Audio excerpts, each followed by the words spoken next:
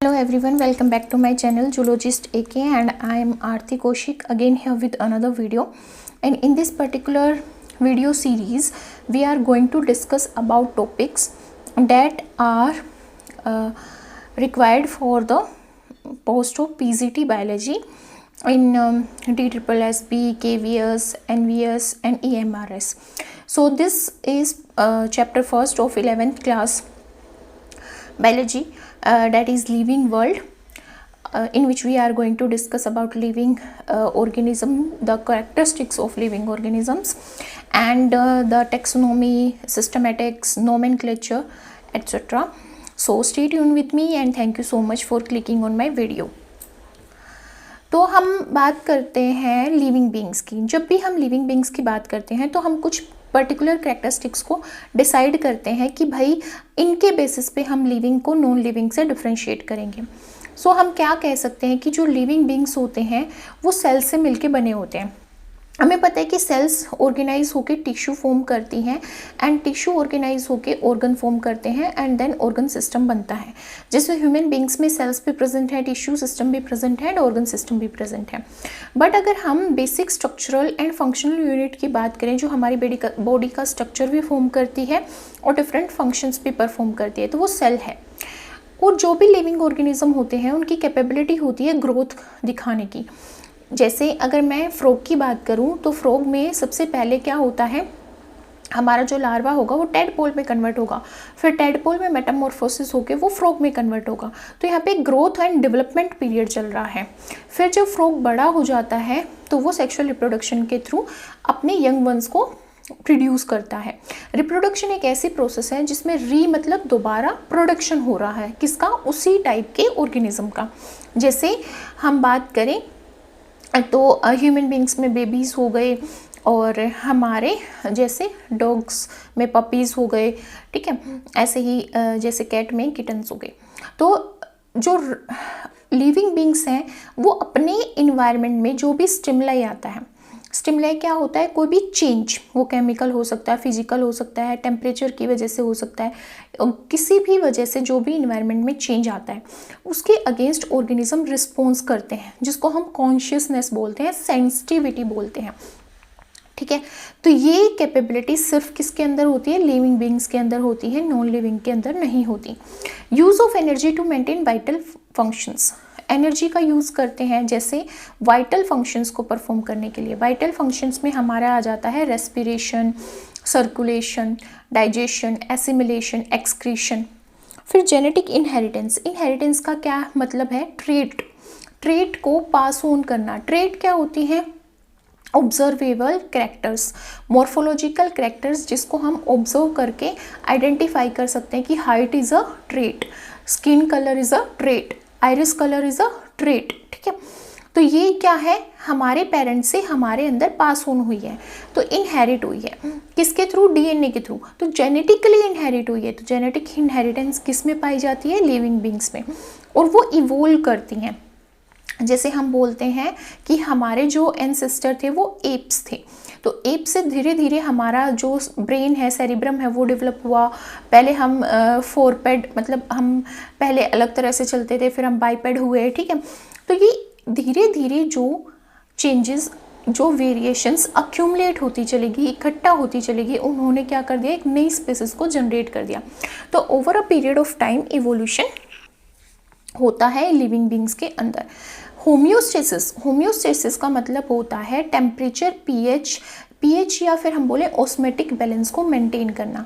जैसे human body की बात करें तो हमारा बॉडी का जो पीएच होता है वो 7.5 होता है. ठीक है, ऐसे ही 6.5 हमारी सलाइवा का पीएच होता है. इसी तरह हमारी बॉडी का जो टेम्परेचर है वो 37 डिग्री सेल्सियस होता है. तो हमारी बॉडी डिफरेंट पीएच को और डिफरेंट टेम्परेचर, मतलब टेम्परेचर को 37 डिग्री सेल्सियस को मेंटेन करके रखती है, वो होम्योस्टेसिस है. अगर वो मेंटेन नहीं कर पाती तो हम क्या होते हैं, हमें फीवर हो जाता है, होमोथर्मिया हो जाता है या हाइपोथर्मिया हो जाता है. ठीक है, तो हमारी बॉडी में इंटरनल रिएक्शंस अच्छे से चले, एक बैलेंस्ड वे में चले, उसके लिए हमें पीएच को, आयंस को और टेम्परेचर को मेंटेन करके रखना पड़ता है, जिसको हम होम्योस्टेसिस बोलते हैं. Adaptation to the environment and survival. अब हमें पता है कि डेजर्ट कंडीशन में भी ह्यूमन बींग्स अडेप्ट करते हैं, और जहाँ पे ज़्यादा रेनफॉल हो रहा है वहाँ पे भी अडेप्ट करते हैं, जहाँ पे -डिग्री में टेम्परेचर चला जाता है वहाँ पे भी वो क्या करते हैं, अपने आप को अडेप्ट करते हैं। तो इन्वायरमेंट के अकॉर्डिंग वहाँ पे अडेप्ट करना, रहना और अपने सर्वाइवल इंस्टिंक्ट को शो करना किसकी प्रॉपर्टी है, लिविंग बींग्स की। Chemical composition based on carbon. देखिए हमारी बॉडी किससे मिलकर बनी हुई है, प्रोटीन से, कार्बोहाइड्रेट से, विटामिन से, मिनरल से, ठीक है, न्यूक्लिक एसिड से। तो ये जितने भी बायोमोलिक्यूल्स हैं इनकी केमिकल कंपोजिशन का अगर हम बेसिस देखें तो कहीं ना कहीं कार्बन मिलता है। कार्बन की ब्रांचिंग हो रखी है, कार्बन से कोई और फंक्शनल ग्रुप अटैच हो रखा है। तो यहाँ पे जो लिविंग बींग्स हैं उनकी केमिकल कंपोजिशन किसके बेसिस पे है, कार्बन के बेसिस पे। अब जो लिविंग बींग्स हैं उनकी प्रॉपर्टी होती है कि वे अदर लिविंग बींग्स के साथ इंटरेक्ट करेंगे और इन्वायरमेंट के साथ भी इंटरेक्ट करेंगे और एक इकोलॉजिकल सिस्टम क्रिएट करेंगे। जैसे हमें रॉक की ज़रूरत पड़ती है, हमें मिट्टी की ज़रूरत पड़ती है, हमें पानी की ज़रूरत पड़ती है, ठीक है, और बहुत सारे लिविंग ऑर्गेनिजम्स की, प्लांट्स की ज़रूरत पड़ती है अपने सर्वाइवल के लिए। तो वो क्या है, एक इंटरेक्शन क्रिएट हो रहा है। Exhibit variability. अब हम देखें ह्यूमन पॉपुलेशन में तो हर एक इंडिविजुअल क्या है, डिफरेंट है। वो डिफरेंट क्यों है, वेरिएशंस की वजह से, उनकी बायोलॉजिकल डाइवर्सिटी की वजह से वो क्या है, डिफरेंट है। तो बायोलॉजिकल डाइवर्सिटी एंड वेरिएबिलिटी कौन शो करते हैं, लिविंग बींग शो करते हैं। एनसीईआरटी के अकॉर्डिंग चलें तो देयर आर डिफरेंट क्राइटेरियाज जिनको हम 1 बाय 1 स्टडी करेंगे कि कौन से क्राइटेरिया हैं जो डिफाइन करते हैं कि कोई भी ऑर्गेनिज्म लिविंग हो सकता है। तो फर्स्ट हमारा आता है ग्रोथ। ग्रोथ है, अब हमें पता है सीड से हमारा पहले डाइकोट है या मोनोकोट है, उससे सबसे पहले लीफ रूट्स निकलती हैं, फिर हमारा स्टेम बनता है और प्लांट ग्रो करता है साइज में। तो ग्रोथ क्या है, ग्रोथ का मतलब है मास में बढ़ना या फिर नंबर ऑफ सेल्स का बढ़ना, ठीक है। जैसे ह्यूमन बींग्स की बात करें तो नंबर ऑफ सेल्स बढ़ेंगी और मास भी बढ़ेगा, ठीक है। तो ग्रोथ क्या है, मास में बढ़ना या फिर नंबर ऑफ सेल्स में बढ़ना। पर ग्रोथ एक इरिवर्सिबल चेंज होता है। जैसे ये एक प्लांट है, ये फुल्ली ग्रोन हो गया है तो ये दोबारा से सीड में कन्वर्ट नहीं हो सकता। सीड तो इसके फ्रूट के अंदर बनेंगे but it can not transformed back into the seed. तो ये इरिवर्सिबल चेंज होता है। यहाँ पे जब भी ग्रोथ होती है तो 2 सब्सटेंस बनते हैं, एक प्रोटोप्लाज्मिक सब्सटेंस होता है, एक एपोप्लाज्मिक सब्सटेंस होता है। देखो सबको पता है सेल इस तरह का एक स्ट्रक्चर होता है जिसमें ये हमारी बायोमेम्ब्रेन होती है और यहाँ पे हमारा क्या होता है, न्यूक्लियस, और न्यूक्लियस के बीच में हमारा क्या होता है, साइटोप्लाज्म। तो जब न्यूक्लियर मटेरियल में ग्रोथ हो और साइटोप्लाज्म में ग्रोथ हो तो प्रोटोप्लाज्मिक ग्रोथ बोला जाता है। मतलब साइटोप्लाज्म एंड न्यूक्लियर कंटेंट में अगर ग्रोथ हो रही है तो प्रोटोप्लाज्मिक, और एपोप्लाज्मिक कब होती है, जब नॉन लिविंग कंपोनेंट जो होते हैं सेल्स के उनमें ग्रोथ हो। नॉन लिविंग कंपोनेंट कैसे, जैसे fibres, collagen fibre, elastin fibre, other extra cellular matrix में जो प्रेजेंट होते हैं फाइबर्स, वो क्या करते हैं, स्केलेटन फॉर्म करते हैं and they are non living. अब 2 रिएक्शंस होती हैं हमारी बॉडी में मेटाबॉलिज्म के टाइम पे। एक होती है एनाबॉलिज्म और एक होती है कैटाबॉलिज्म। एनाबॉलिज्म और कैटाबॉलिज्म में क्या फ़र्क है, कैटाबॉलिज्म का मतलब होता है कि जैसे मैंने फूड लिया और फूड सिंपलर सब्सटेंसेस में टूट गया, मतलब कि डाइजेशन हो गया, तो वो क्या है, कैटाबॉलिज्म। अब जो सिंपलर सब्सटेंसेस में वो टूटा है, ठीक है, जैसे कार्बोहाइड्रेट ग्लूकोज में टूट गया, तो ग्लूकोज कार्बोहाइड्रेट की सिंपलेस्ट फॉर्म है। अब उसका यूज़ करके हमारी बॉडी कुछ और प्रोडक्ट बना रही है जो हमारी बॉडी को अपनी ग्रोथ के लिए जो जिसको ग्रोथ के लिए रिक्वायरमेंट है, या कोई ऐसा प्रोटीन बना रही है जिसको हमारी मसल्स या हमारी जो सेल्स हैं, न्यूरॉन्स हैं, वहाँ पे उसकी रिक्वायरमेंट है। तो वो प्रोसेस क्या है, एनाबॉलिज्म। तो एक तो ब्रेकडाउन होता है और एक फॉर्मेशन होती है। तो कैटाबॉलिज्म और एनाबॉलिज्म 2 रिएक्शंस होती हैं हमारी बॉडी में, उनके डिफरेंस की वजह से ग्रोथ होती है। अगर हमारी बॉडी में एनाबॉलिज्म ज़्यादा है, अगर एनाबॉलिज्म क्या है, ज़्यादा है और कैटाबॉलिज्म से मतलब फॉर्मेशन ज़्यादा है, तो क्या होगा, ग्रोथ होगी, ठीक है। अगर हमारी बॉडी में कैटाबॉलिज्म ज़्यादा है, मतलब ब्रेक डाउन ज़्यादा हो रहा है और फॉर्मेशन कम हो रही है, तो डी ग्रोथ होगी, ठीक है। अब कुछ एक्सेप्शन होते हैं, जैसे हम अमीबा की बात करें जो कि एक सिंगल सेल्ड यूकैरियोट है और प्रोटोजोआ में इंक्लूड किया गया है, ठीक है। इसमें ग्रोथ सिनोनिम होती है रिप्रोडक्शन के, क्योंकि एक इरेगुलर शेप का अमीबा होता है जिसमें वैक्यूल्स मिलते हैं, न्यूक्लियस मिलता है। अब ये फीड कर करके इसका सरफेस और वॉल्यूम का रेशियो गड़बड़ा जाता है, मतलब इसका सेल मेम्ब्रेन का साइज फिक्स है तो इसका सरफेस एरिया फिक्स है, बट ये खा रहा है, फीड कर रहा है, तो क्या होगा, इसका वॉल्यूम इंक्रीज हो जाएगा। तो जब इसका वॉल्यूम इंक्रीज हो जाएगा तो प्लाज्मा मेम्ब्रेन या बायो मेम्ब्रेन को बर्स्ट आउट होने से बचाने के लिए क्या करता है, सबसे पहले अपने न्यूक्लियस को 2 में डिवाइड करता है, देन ये अपने साइटोप्लाज्म को डिवाइड करता है, देन ये 2 ऑर्गेनिज्म फॉर्म कर देता है। तो हम कहते हैं कि जो ग्रोथ है वो काइंड ऑफ सिमिलर है रिप्रोडक्शन के। किसके केस में? अमीबा के केस में। अब जो ग्रोथ है वो नॉन लिविंग थिंग्स में भी मिलती है, जैसे माउंटेन साइज में इंक्रीज होते जाते हैं due to tectonic plates activity. ऐसे ही गार्बेज की हीप साइज में ग्रो कर रही है तो हम कह सकते हैं कि उसकी भी ग्रोथ हो रही है। तो it is not a defining characteristics कि हम इसके बेसिस पे ये नहीं डिफ्रेंशिएट कर सकते कि कोई ऑर्गेनिज्म लिविंग है या नॉन लिविंग है, ठीक है। नेक्स्ट आता है reproduction which can be a defining factor. अब जो रिप्रोडक्शन है समझने से पहले हम एक बार मेटाबॉलिज्म की जो रिएक्शन है उसको डिटेल में समझते हैं। जैसे हमने फूड का इंटेक किया, हमने इंजेशन किया, तो फूड में हमने प्रोटीन्स को लिया, कार्बोहाइड्रेट्स को लिया, फैट्स को लिया। अब जो प्रोटीन है वो डाइजेशन के थ्रू सिंपलर सब्सटेंसेस मतलब अमाइनो एसिड में टूट जाते हैं। ऐसे ही कार्बोहाइड्रेट सिंपलर सब्सटेंसेस ग्लूकोज या फ्रक्टोज में टूट जाता है। इसी तरह फैट हमारा ग्लिसरॉल एंड फैटी एसिड में टूट जाता है थ्रू डाइजेशन। अब डाइजेशन के थ्रू हमारे अंदर, हमारी बॉडी के अंदर सिंपलर मोलिक्यूल्स बन गए हैं, that is amino acid, glucose, glycerol and fatty acids. अब क्या होता है, ये सब्सटेंस हमारी बॉडी यूज़ करती है और डिफरेंट कंपाउंड्स फॉर्म करती है, जैसे मसल्स टिश्यू में यूज़ हो जाते हैं प्रोटीन की सिंथेसिस में या एनर्जी सिंथेसिस में ग्लूकोज एंड प्रोटीन्स हैं, फैटी एसिड यूज़ हो जाते हैं, या बहुत सारी हमारी प्लाज्मा मेम्ब्रेन की फॉर्मेशन के लिए जो हमें लिपिड चाहिए होता है या वेसिकल की फॉर्मेशन के लिए लिपिड चाहिए होता है, वहाँ पे glycerol and fatty acid use कर लिए जाते हैं। तो ये जो फॉर्मेशन की प्रोसेस है इसको हम एनाबॉलिज्म बोलते हैं, और जो ये हमारी ब्रेकडाउन की प्रोसेस थी इसको हम कैटाबॉलिज्म बोल रहे थे। तो कैटाबॉलिज्म क्या है? ब्रेकडाउन, जिसमें हमारा एक मैटर जो है वो एक्सचेंज हो जाएगा दूसरे सिंपलर मैटर में, प्लस एनर्जी रिलीज होगी एटीपी की फॉर्म में, जिसको हम एडिनोसाइन ट्राइफॉस्फेट बोलते हैं and also known as energy currency of the cell. और फिर उस मैटर का यूज़ करके हम कुछ और न्यू लार्ज मॉलिक्यूल्स फॉर्म करेंगे जिसको हम एनाबॉलिज्म बोल रहे हैं। हम सेकेंड कैरेक्टर की बात करते हैं जो कि रिप्रोडक्शन है। रिप्रोडक्शन का मतलब क्या है? अपनी तरह ही किसी एक और इंडिविजुअल की फॉर्मेशन करना, ठीक है। अब जो रिप्रोडक्शन है वो मेनली 2 कैटेगरी में क्लासीफाई किया जाता है broadly, asexual and sexual reproduction में।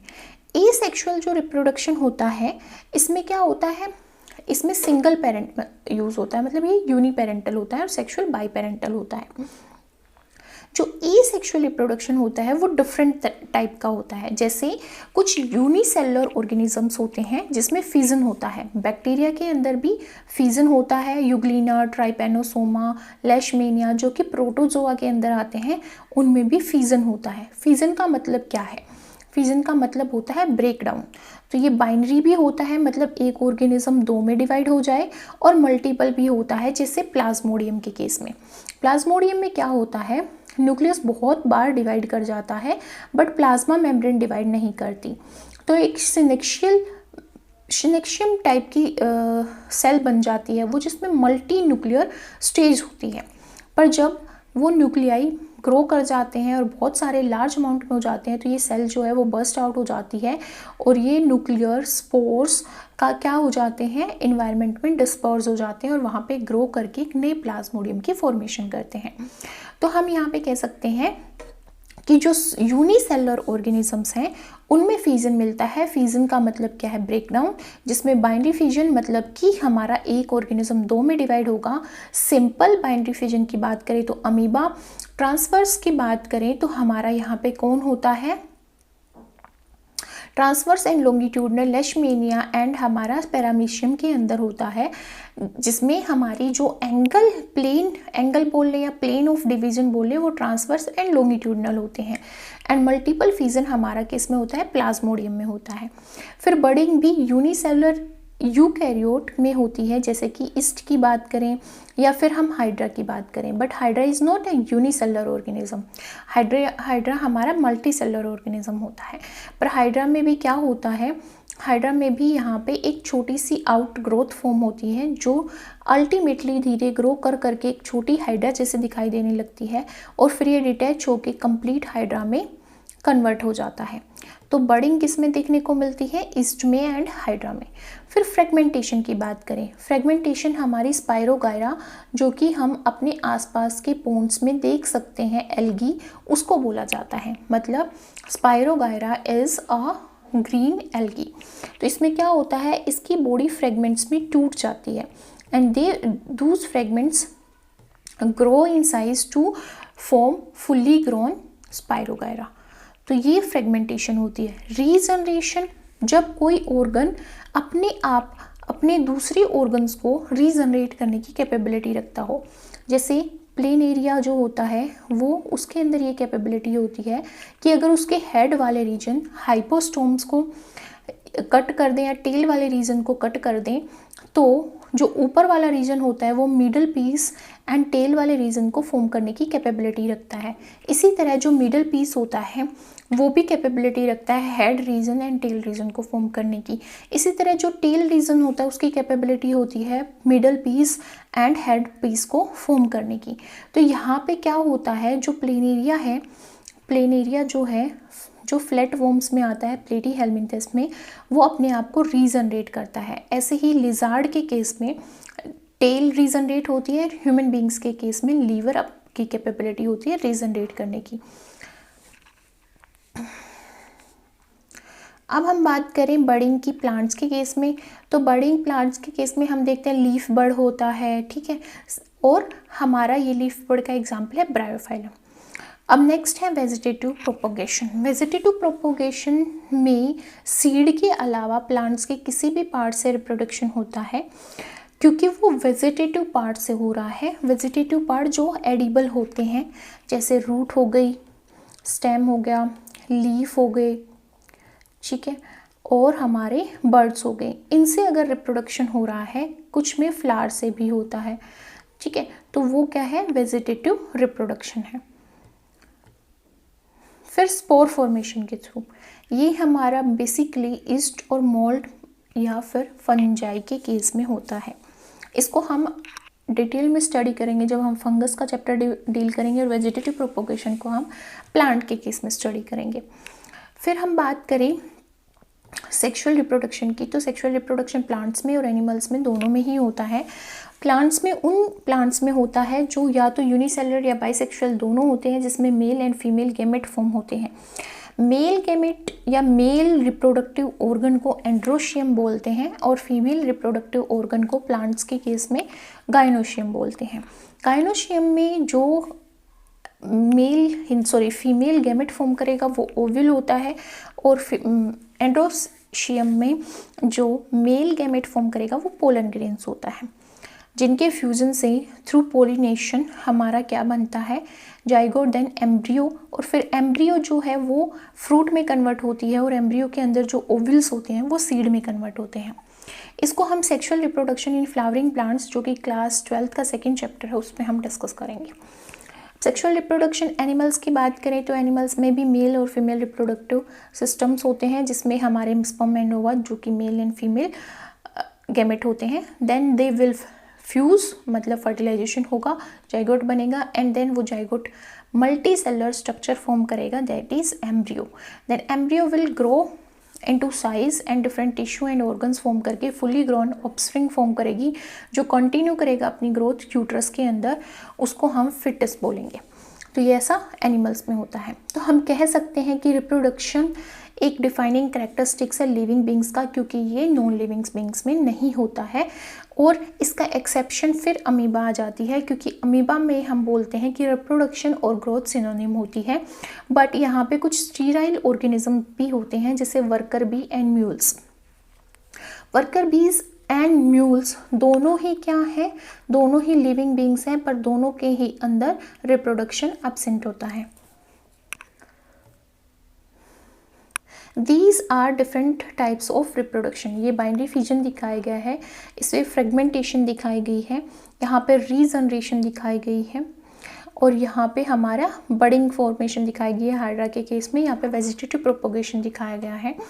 ये स्पोरुलेशन की फॉर्मेशन है, और ये पार्थियोजेनेसिस है। पार्थियोजेनेसिस विदाउट फर्टिलाइजेशन जो डेवलपमेंट होती है एनिमल्स के केस में, उसको बोला जाता है पार्थिनोजेनेसिस। मतलब अपने ऑफस्प्रिंग पैदा करने की कैपेबिलिटी रखते हैं कुछ रेप्टाइल्स, जैसे कोमोडो ड्रैगन के केस में भी ऐसा होता है। कोमोडो ड्रैगन को अगर हम एक सोलिटरी इन्वायरमेंट में रखें जहाँ पे वो सिर्फ अकेली है, तो वो अपने एग से, जब एग डिवाइड होता है मियोसिस के थ्रू, तो पोलर बॉडीज़ फॉर्म होती हैं। उन पोलर बॉडीज़ को एज अ स्पर्म एक्ट करके वो अपने ही एग को फर्टिलाइज कर पाती हैं, और वो मेल जो ऑर्गेनिजम्स हैं, मतलब मेल बेबी कोमोडो ड्रैगन्स, उनको वो बर्थ देती हैं।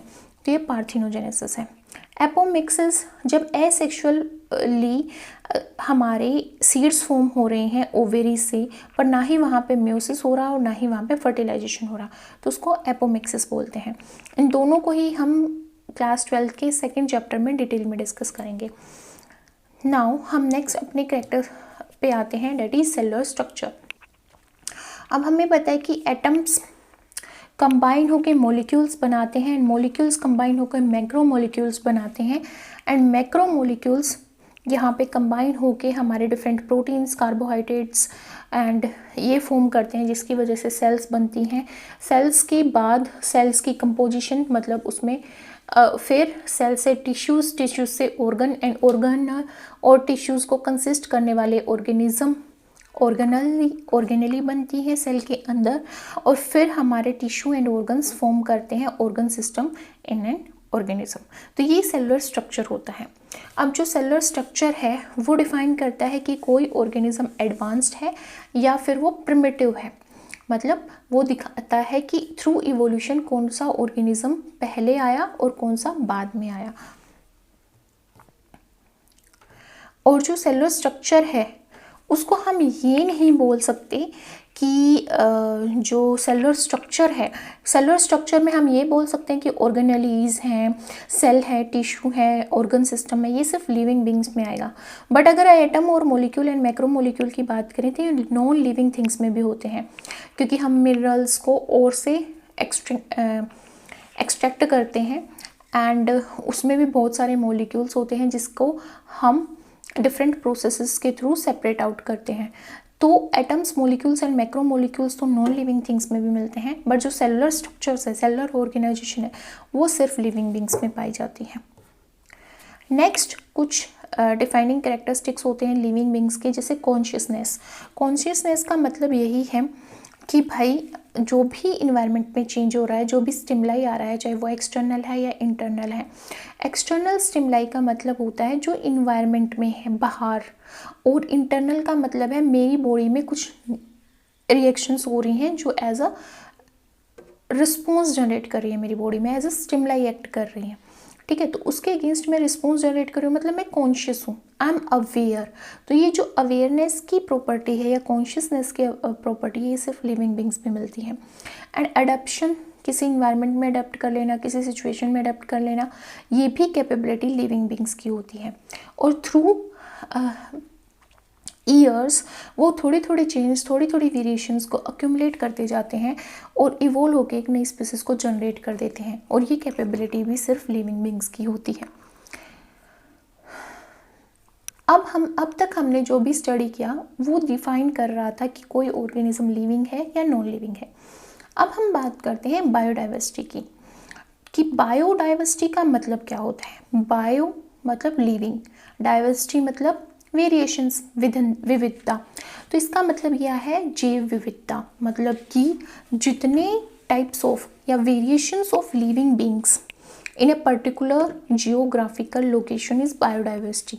तो अगर हम वर्ल्ड में या अर्थ के ऊपर बात करें कि तो कितनी स्पीसीज है, तो 1.7 मिलियन स्पीसीज हैं जिनको हम आज तक क्लासीफाई कर पाए हैं या साइंटिफिकली उनको नेम दे पाए हैं। But many are still there, जिसको आज तक हम क्या नहीं कर पाए हैं, क्लासीफाई नहीं कर पाए हैं या फिर डिस्कवर नहीं कर पाए हैं। 1.7 मिलियन स्पीसीज में से 1.2 मिलियन स्पीसीज एनिमल्स की हैं, 0.5 मिलियन स्पीसीज प्लांट्स की हैं। आउट ऑफ दीज 10,25,000 जो स्पीसीज हैं वो किसकी हैं, इंसेक्ट्स की हैं। अगर हम बायोडाइवर्सिटी की बात करें तो maximum biodiversity tropical rain forest में मिलती है। अब ट्रॉपिकल रेन फॉरेस्ट कहाँ पे पाया जाता है, आपने क्लास 6 में पढ़ा होगा ग्लोब, ठीक है। बीच में हमारी इक्वेटर पास होती है, उसके ऊपर हमारी दो लाइन होती हैं, एक कैप्रिकॉर्न और एक कैंसर, ठीक है। दो लाइंस होती हैं, उनके बीच का जो एरिया होता है वहाँ पे ना तो ज़्यादा हमारी सनलाइट जाती है, ना ही हमारा कम टेम्परेचर होता है, ना तो हाई टेम्परेचर होता है ना बहुत लो टेम्परेचर होता है। ये इंटरमीडिएट स्टेट होती है। रेनफॉल भी इंटरमीडिएट होता है, मतलब मॉडरेट रेनफॉल होगा, मॉडरेट टेम्परेचर होगा, यहाँ पे ह्यूमिडिटी भी मॉडरेट रहेगी। तो ये बेस्ट लोकेशन होती है किसी भी बायोडाइवर्सिटी को ग्रो करने के लिए। और इसी रीजन को, कैप्रिकॉर्न और कैंसर के बीच का जो रीजन होता है उसी को ट्रॉपिकल रेन फॉरेस्ट बोला जाता है। यहाँ पे मैक्सिमम बायोडाइवर्सिटी मिलती है और ये क्वेश्चंस बहुत बार पूछा जाता है। अब नेक्स्ट हम बात करते हैं कि इतनी सारी स्पीसीज हमने पढ़ी कि 1.7 मिलियन स्पीसीज हैं जो आज तक हमने साइंटिफिकली नेम की हैं और क्लासीफाई किया है उनको। तो हम अभी ये क्वेश्चन उठता है कि हमें क्या ज़रूरत थी 1.7 मिलियन स्पीसीज को आइडेंटिफाई करने की या उनको क्लासीफाई करने की, because there are lot of species. पर जैसे जैसे ह्यूमन बींग्स सिविलाइज्ड होते गए, ठीक है, टेक्नोलॉजी बढ़ती चलेगी, ह्यूमन माइंड ग्रो करते गए, उनको नीड आई कि हम एक कंफर्टेबल लाइफ जिए, ठीक है। तो ह्यूमन पॉपुलेशन जैसे बढ़ती चलेगी तो उनकी रिक्वायरमेंट बढ़ी, फूड के लिए रिक्वायरमेंट बढ़ी, जैसे बीमारियां बढ़ी तो वो उनकी ट्रीटमेंट ढूंढने के लिए अलग अलग स्पीसीज पे एक्सपेरिमेंट करना चाहते थे। अब एक्सपेरिमेंट करने के लिए उनको ये आइडेंटिफाई करना ज़रूरी था कि हमारा जीनोम किसके साथ मैच करता है, कौन से ऑर्गेनिज्म के ऊपर हम कोई ड्रग ट्रायल करें या फिर कोई वैक्सीन ट्रायल करें before trying it on human beings, ठीक है। तो इन सब चीज़ों के लिए हमें क्या करना पड़ा, हमें पहले क्लासीफाई करना पड़ा कि कौन से ऑर्गेनिज्म कौन सी कैटेगरी में आएंगे, किसके करेक्टर्स किससे मिलते हैं, किसका जीनोम कैसा है, कौन पहले आया, कौन दूसरे टाइम पे आया, कौन इवोल्व हुआ किस ऑर्गेनिज्म से। इसको स्टडी करने के लिए हमें क्लासिफिकेशन करना पड़ा, क्योंकि हम इंडिविजुअली हर ऑर्गेनिज्म को स्टडी नहीं कर सकते। इसलिए हमने कुछ क्लासेस बनाई, कुछ ग्रुप्स बनाए, जिसमें हमने उनको एक कैटेगरी में दे दिया कि हाँ इस कैटेगरी या इस ग्रुप में, इस टेक्सोन में जो भी ऑर्गेनिज्म आएगा उनके सिमिलर कैरेक्टर्स होंगे। तो डिवीजन हमने स्पीसीज का कुछ सब ग्रुप्स में किया, जिसको हमने क्या बोल दिया, कैटेगरीज बोल दिया। अब ये जो कैटेगरीज हैं इन्हीं को हम टेक्सोन बोलते हैं। इनकी अरेंजमेंट करते हैं हम क्लासिफिकेशन के टाइम पे। उन कैटेगरीज या टेक्सोन की जो क्लासिफिकेशन है वो कुछ स्पेसिफिक रूल्स के थ्रू होती है, और वो रूल्स बायोलॉजी की एक ब्रांच के अंदर आते हैं जिसको हम क्या बोलते हैं, टेक्सोनोमी बोलते हैं। अब टेक्सोनोमी की ही बात करते हैं। टेक्सोनोमी है क्या? It is a branch of science जो क्या बताती है, जो स्टडी करती है किसको, प्रिंसिपल्स को एंड प्रोसीजर्स को। कौन से प्रिंसिपल एंड कौन से प्रोसीजर्स को, वो प्रिंसिपल एंड वो प्रोसीजर जो रिक्वायर्ड है क्लासिफिकेशन के लिए, ठीक है। तो सबसे पहले जो टेक्सोनोमिक टर्म थी वो किसने दी थी, या कौन फादर बोले जाते हैं टेक्सोनोमी के, तो Carolus Linnaeus is the father of taxonomy. अगर इंडियन टेक्सोनोमी की बात करें तो सांटा पाउ is the father of Indian taxonomy. अब टेक्सोनोमी में होता क्या है, सबसे पहले हम किसी ऑर्गेनिज्म को आइडेंटिफाई करते हैं या करेक्टराइज करते हैं। करेक्टराइज और आइडेंटिफाई करने का मतलब ये है कि उसके मॉर्फोलॉजिकल और एनाटॉमिकल करेक्टर्स को स्टडी करना, कि भाई ये क्या क्या इसके अंदर प्रेजेंट है, क्या क्या नहीं है, ठीक है। फिर नोमेनक्लेचर करना, फिर उसकी नेमिंग करना और फिर उसको क्लासीफाई करना। क्लासीफाई मतलब कि ये इस किंगडम में आता है, इस क्लास में आता है, इस ऑर्डर में आता है, उसको कौन सी कैटेगरी में वो आता है वो हम क्लासीफाई करेंगे। तो 3 चीज़ें आएंगी। सबसे पहले हम आइडेंटिफाई करेंगे, कैरेक्टराइज करेंगे, फिर उसको नेम देंगे और फिर उसको एक कैटेगरी में रख देंगे जिसको हम क्लासिफिकेशन बोलेंगे। तो ये किसके अंदर आता है, टेक्सोनोमी के अंदर आता है। अब there are different types of taxonomy. सबसे पहले हमारी अल्फा और क्लासिकल टेक्सोनोमी आती है। ये क्लासिकल इसलिए है क्योंकि ये ओल्ड टेक्सोनोमी है। मतलब पहले के टाइम पे क्या करते थे साइंटिस्ट, सिर्फ मॉर्फोलॉजी के बेसिस पे कि क्या कौन कौन से करैक्टर किसी ऑर्गेनिज्म में प्रेजेंट हैं या कैसे वो ओरिजिनेट हुआ है, ये इवोल्व कैसे हुआ है, इसके बेसिस पे उसको क्लासीफाई करते थे। इसलिए इसको क्लासिकल टेक्सोनोमी बोला जाता है। Next beta taxonomy. Beta taxonomy में हम एक्सटर्नल मॉर्फोलॉजी के अलावा भी कुछ embryological and cytological and anatomical characters को डील करते हैं। एम्ब्रियोलॉजी का मतलब ये होता है एम्ब्रियो की फॉर्मेशन से लेके ऑफस्प्रिंग तक बनने तक के बीच में जो भी चेंजेस आ रहे हैं उनको इंक्लूड करना। साइटोलॉजी का मतलब होता है, साइटो मतलब सेल, लॉजी मतलब स्टडी, सेल की स्टडी। सेल की स्टडी का मतलब ये है कि सेल की कंपोजिशन, उसकी प्लाज्मा मेम्ब्रेन, उसके न्यूक्लियस की कंपोजिशन, जेनेटिक मटेरियल की कंपोजिशन, उसमें जो भी स्केलेटन एलिमेंट है, जो बायोमोलिक्यूल्स हैं, उन सब की नॉलेज। एनाटॉमी का मतलब है कि इंटरनल स्ट्रक्चर क्या है, सेल्स हैं, टिश्यूज़ हैं, कैसे अरेंज हैं, कैसे रिएक्शंस चलती हैं, उन सब के बेसिस पे क्लासीफाई करना बीटा टेक्सोनोमी है। ओमेगा टेक्सोनोमी का मतलब है जो भी इंफॉर्मेशन अवेलेबल है, किसी भी ऑर्गेनिज्म से रिलेटेड जो भी डेटा अवेलेबल है उसके बेसिस पे जब हम क्लासिफिकेशन करेंगे तो वो ओमेगा टेक्सोनोमी के अंदर आएगा। साइटोटेक्सोनोमी अगेन साइटोलॉजिकल करैक्टर्स कि भाई कितने क्रोमोसोम हैं, न्यूक्लियस कैसा है, न्यूक्लियर मेम्ब्रेन प्रेजेंट है कि नहीं प्रेजेंट है, ठीक है, कौन कैसे जीन हैं, जीनोम साइज कितना है, ठीक है, बायोकेमिस्ट्री क्या है सेल की, ये सब साइटोलॉजिकल करैक्टर्स की जो स्टडी करके जब हम किसी ऑर्गेनिज्म को क्लासीफाई करेंगे तो वो साइटोटेक्सोनोमी के अंदर आएगा। नेक्स्ट है कीमोटेक्सोनोमी। कीमो का मतलब क्या है, केमिकल, मतलब सेल की केमिकल कंपोजिशन को स्टडी करके जब हम क्लासिफिकेशन करेंगे तो वो कीमोटेक्सोनोमी है।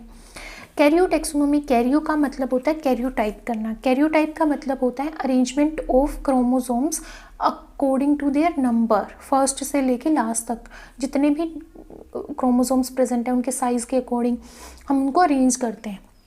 तो क्रोमोसोम एंड न्यूक्लियस की स्टडी करके जब किसी ऑर्गेनिज्म को क्लासीफाई किया जाएगा तो वो कैरियोटेक्सोनोमी में आएगा।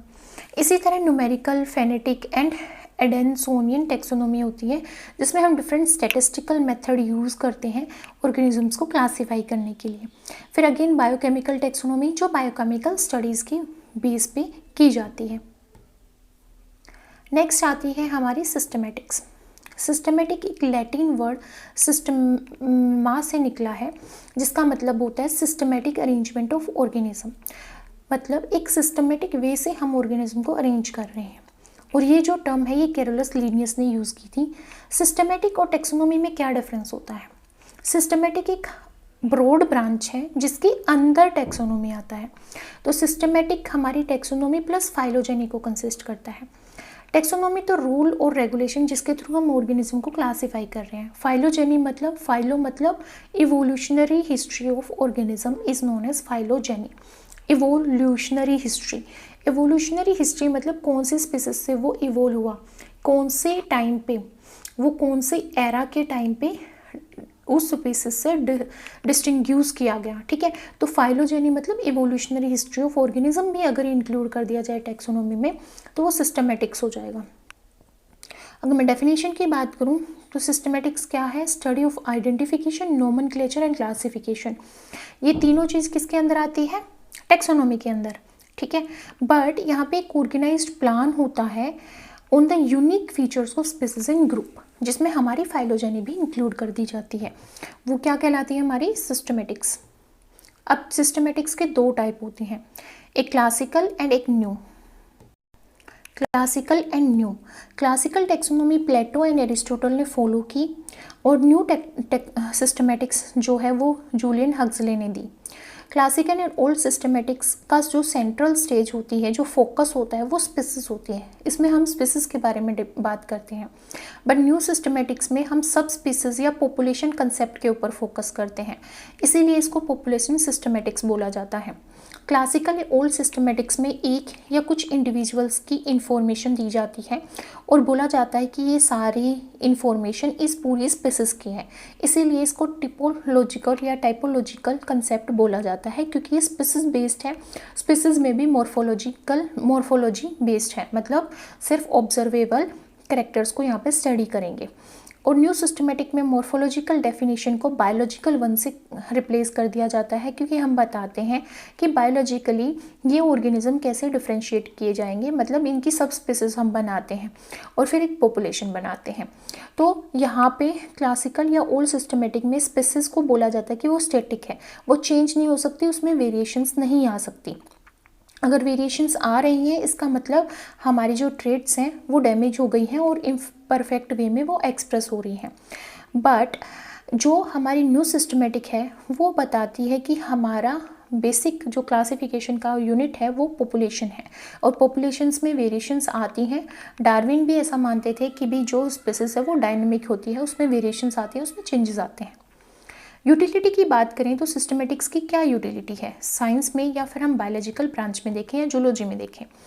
तो मेडिसिन में कि अगर हमें पता होगा कौन सा ऑर्गेनिज्म हमारा जीनोम बनता है, किस में हम अपना प्रोटीन सिंथेसाइज कर सकते हैं, तो मेडिसिन में यूज़ होगा। एग्रीकल्चर में हाइब्रिड वैरायटी बना पाएंगे या जेनेटिकली मॉडिफाइड वैरायटी बना पाएंगे अगर हमें स्पीसीज के बारे में नॉलेज होगी।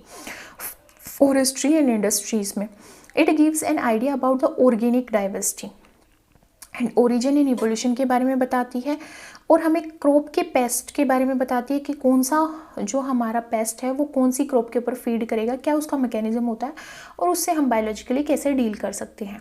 ठीक है, एपिडेमिक डिजीज़ को कंट्रोल करने के लिए भी ये हमारी प्रॉब्लम सोल्व करता है। By studying the viruses bacteria के जीनोम को हम स्टडी करके इन प्रॉब्लम्स को सोल्व कर सकते हैं by generating vaccines against them. और ये हमें नए फूड रिसोर्सेज को फाइंड आउट करने में भी हेल्प करती है और फॉसिल्स की स्टडी में भी हेल्प करती है। और कोई भी न्यूली डिस्कवर्ड ऑर्गेनिज्म होता है तो उसको आइडेंटिफाई करने में और क्लासिफिकेशन करने में भी सिस्टमेटिक्स एक मेजर रोल प्ले करती है।